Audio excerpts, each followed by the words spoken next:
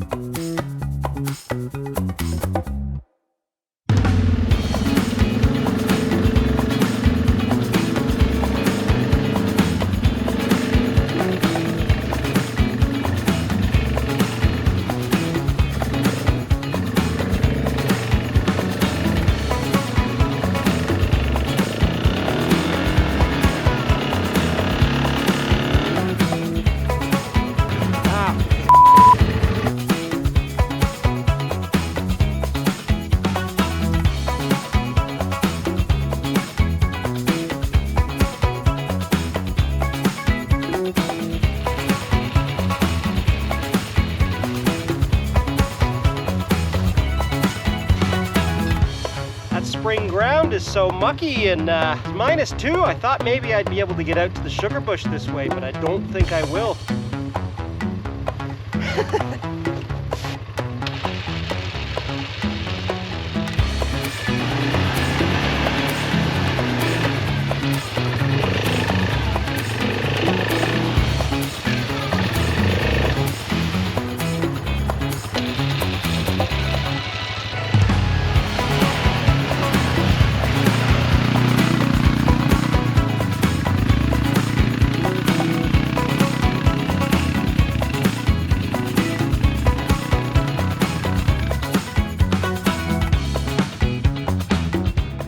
Well, I'd hazard to guess that we won't be quadding out here for sap.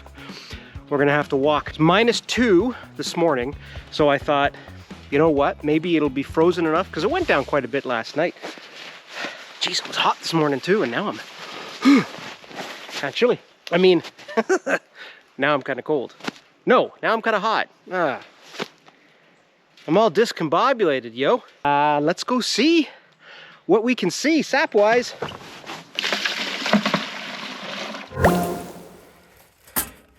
Hoochie mama!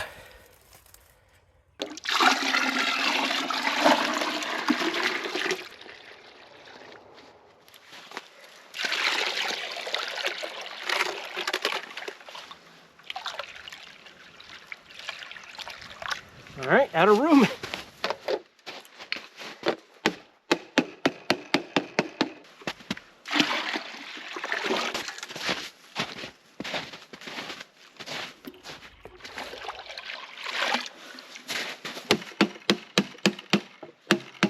So 10 buckets, and that's been, what? 19 and 19, so 38 liters out of 10 buckets. And the weather's not been great. This one, though, has been an excellent producer, and that was the first one we tapped, and there was barely anything in it. So tomorrow I'll come back with the drill bit and see if I can't give that hole a little shake. I wonder when we got all that cold weather if something scabbed up.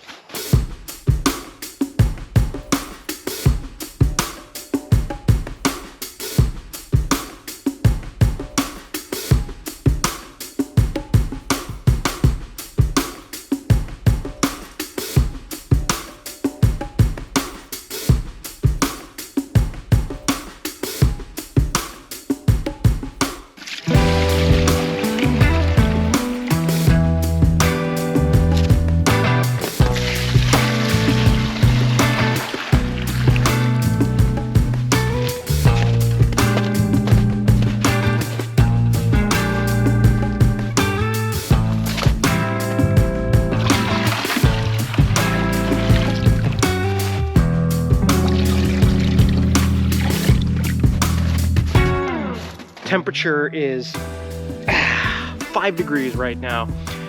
It was -6 last night, so we couldn't ask for anything better. Buckets are full, and I'm doing another round. We're almost out of buckets.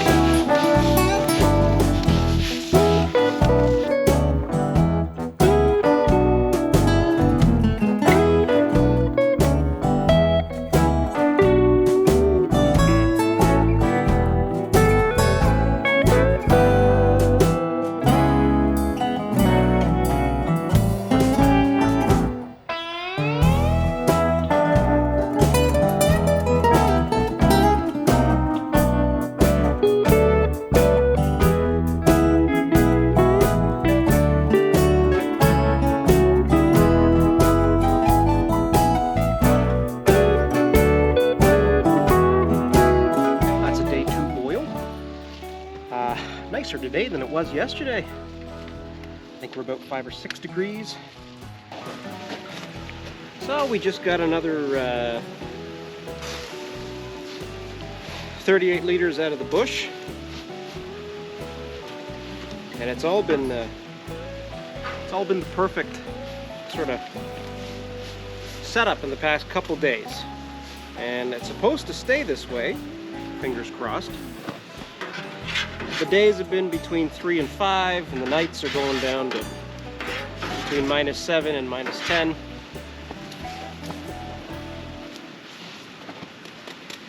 Really would like to filter this before I boil it. That's the problem when you're doing a midweek boil. You don't have Miss Lady around to give you a hand with some of the finer details. But we'll get it filtered.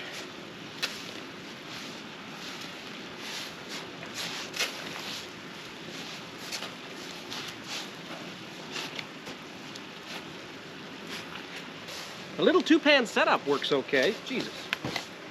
Fog these up.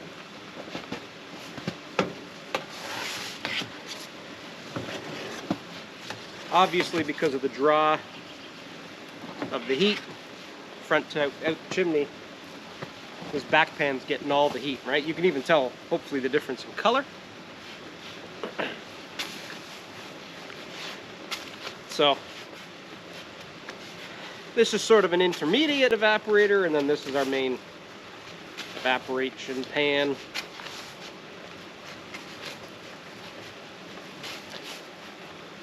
Hopefully we'll figure out a better setup next year, maybe the year after. We'll see.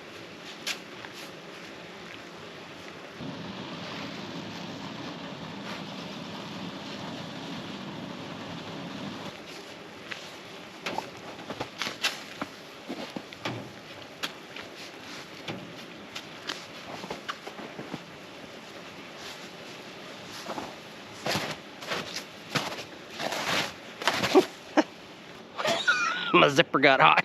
Ow. Ow.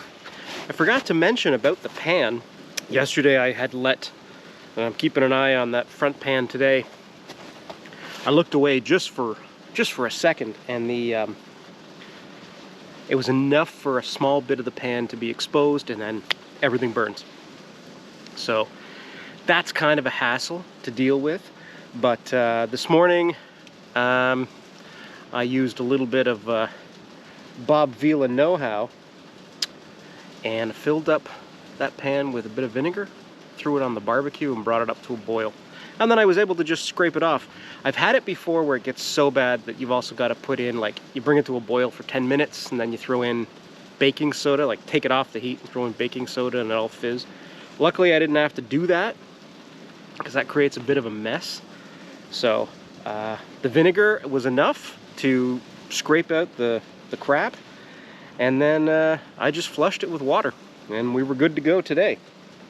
So I don't know if that's a tip or a trick or common knowledge, but it was Bob Vila himself who told me that on his website that he probably didn't even write, that I looked up. But it was bobvila.com, so it's kind of like Bob said it probably. Do you even know who Bob Vila is? Hey, hello! Huh. Bob Vila is like the cornerstone of my youth. I got into building and crap just watching this fella do nothing. And it all started as a joke. It's the same reason I got into Roy Orbison. A buddy of mine and I used to watch Bob Vila, and we'd rent Roy Orbison vinyl albums from the library because there was always Roy Orbison commercials on the TV, and we laughed. Ha ha ha, this guy's such a... And then I really started to like the stuff, and now, man, I can sing you any Roy Orbison song.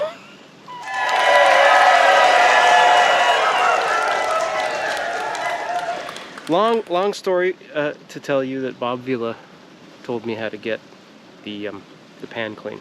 Also, Miss Lady said boil vinegar in it, but I'm gonna give this one to Bob because I don't feel like he's getting a lot of love these days.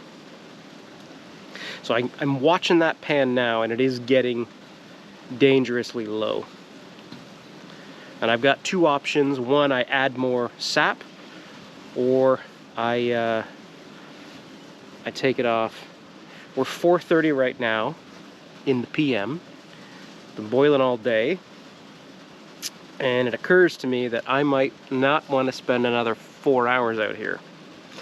So I think what I'll do is dump the front pan into the back pan, and then we'll just focus on boiling that back pan down.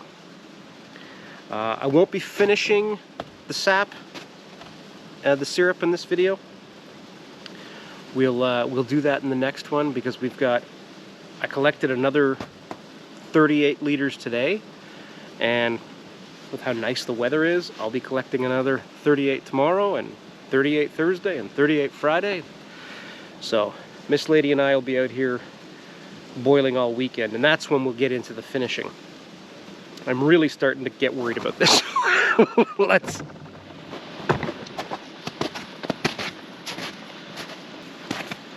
This is where I'd add more if I was going to keep boiling.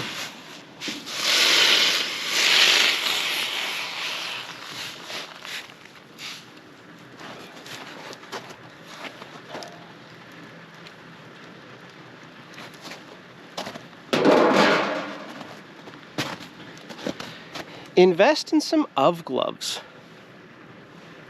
I have two.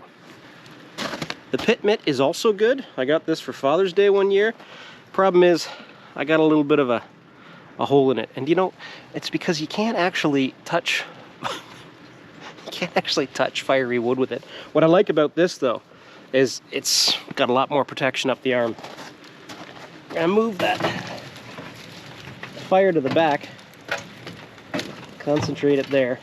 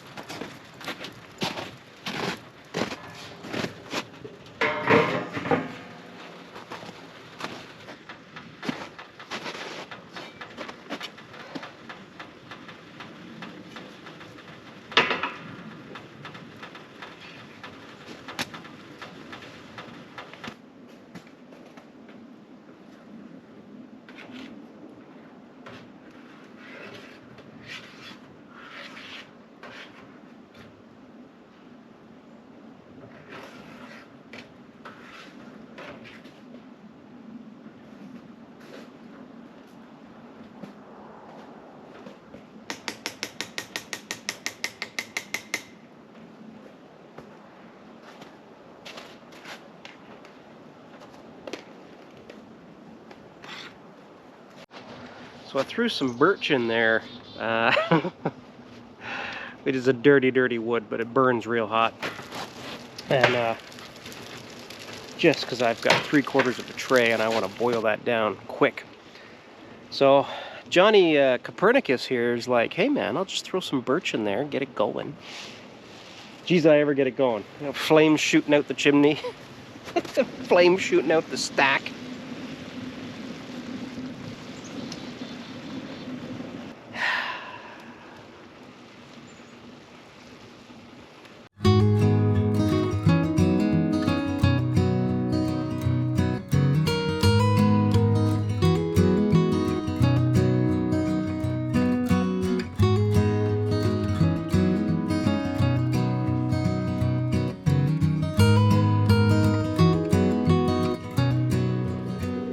Lady. So we're at like 215 on this thing, and 50 liters of sap all in has got us about 1.5 inches worth of really dark. It's not syrup yet, but it's sappy syrup. So we're gonna put it through this paper filter into this pot, and this pot's gonna go in the fridge after it cools down to room temperature. And we're gonna keep adding to it, because that's what we're gonna do.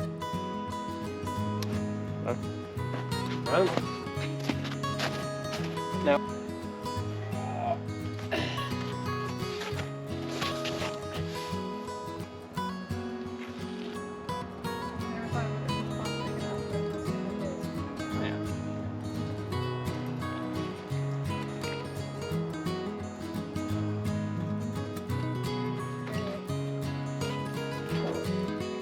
guess I need to boil it down even more then. Yeah, because the propane's next. Right. We're at 215 now, and the propane takes us to like 218. And then we do the rest on the stove, and then that's just finagling. So like you get this down to where it needs to be, you could throw it back. That's the result of 50 liters of sap. Okay? And Ms. Lady wasn't sure if this was a 5-gallon pot. Probably. Not entirely sure. So this is still far too much for us to take it to the finishing stage. We're probably going to have to boil this down so there's even half of that left. But we've skimmed throughout the entire process. We've now run it through the paper filter and that sort of hybrid Orlon style filter.